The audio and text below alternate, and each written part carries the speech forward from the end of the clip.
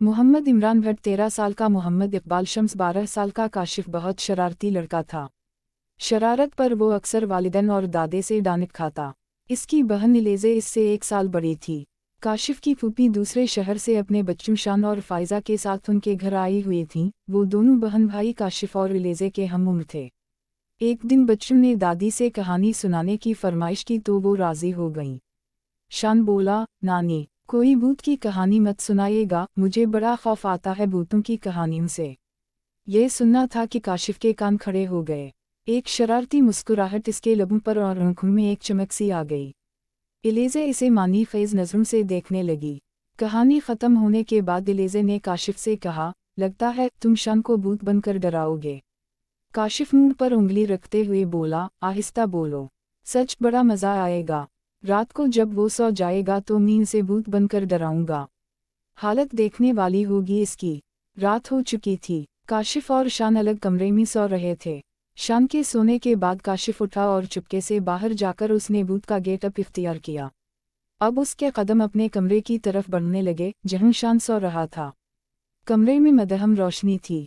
काशिफ आहिस्ता आहिस्ता कदम बढ़ाता हुआ शान की तरफ बढ़ रहा था। इसने देखा कि शान चादर ओढ़े बेखबर सो रहा है। इससे पहले कि वो चादर हटाकर शान को डराता, अचानक किसी ने इसके कंधे पर हाथ रखा। काशिफ ने जो घूमकर देखा तो इसकी रूह फना हो गई। इलेज़े और फ़ाइज़ा दादी जान के कमरे में थीं। इलेज़े जाग रही थी। इसे मालूम था कि काशिफ शान को भूत बनकर डराएगा। अभी थोड़ी ही देर हुई थी कि अचानक इलेज़े को काशिफ की चीख सुनाई दी। उसी दौरान फ़ाइज़ा भी उठ गई और मुस्कुराने लगी। इसे देखकर इलेज़े को बड़ी हैरत हुई। तुम क्यों मुस्कुरा रही हो? इलेज़े ने पूछा। फ़ाइज़ा ने इलेज़े के कान में कुछ कहा जिसे सुनकर इलेज़े भी मुस्कुरा दी। काशिफ की चीख सुनकर दोनों हंस पड़ीं। फिर उठकर काशिफ के कमरे की तरफ चल दीं। काशिफ अपने सामने भूत को देखकर थरथर कांप रहा था। अचानक कमरे की लाइट जली तो इलेज़े और फ़ाइज़ा ने देखा कि खिड़की में से काले रंग की कोई चीज़ नीचे गिरी है। वो दोनों कमरे में पहुंची तो काशिफ की हालत देखकर हंसने लगी। इन्हें हंसता देखकर काशिफ बोला, यह मेरी जान पर बनी है और तुम हंस रही हो।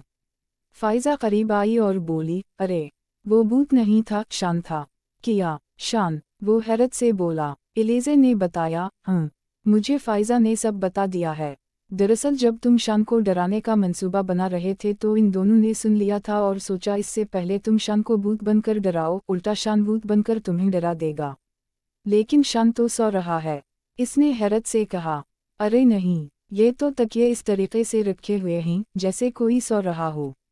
ये देखो तकिए हैं। ये कहकर फ़ाइज़ा ने जैसे ही चादर हटाई वो चीख पड़ी। शान वहीं गहरी नींद सो रहा था। चीख की आवाज़ सुनकर दादी जान भी नींद से बेदार हो चुकी थीं। वो खुद से बोलीं, अरे ये बच्चे कहाँ हैं? चीख भी काशिफ के कमरे की तरफ से आई है, कुछ तो गड़बड़ है, जाकर देखती हूँ।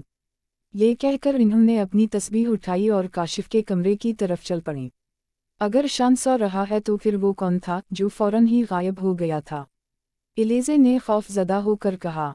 उसी दौरान शान भी आंखें मिलता हुआ खड़ा हो गया और पूछा, ये काशिफ भूत क्यों बना हुआ है? फ़ाइज़ा ने कहा, किस कदर बेखबर सोते हो भाई, इस कदर शोर में भी आंख नहीं खुली। शान ने कहा, अरे मुझे लगा कि ये शोर ख्वाब में हो रहा है। अब काशिफ की समझ में आया कि वो असली भूत ही था।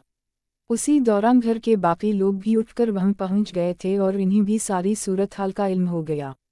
काशिफ के अब्बू ने कहा, कहो बरखुरदार, अब कोई शरारत करोगे? असली भूत तुम्हें शरारतों की सज़ा देने आया था, लेकिन इलेज़े और फ़ाइज़ा के आने से वो गायब हो गया। अब कोई शरारत ना करना। काशिफ अपने कानों को हाथ लगाकर बोला, मेरी तौबा है जो मैंने आइंदा कोई शरारत की हो। दादी बोलीं, हमारी बात तो तुम मानते नहीं थे, भूत की बात फ़ौरन मान ली। अचानक शान चीखा, भूत कहाँ है? ये कहकर काशिफ खौफ से कांपने लगा। उसे कांपता देखकर शान ज़ोर ज़ोर से हंसने लगा। ये अब तक पता नहीं चल सका कि गायब होने वाला असली भूत था या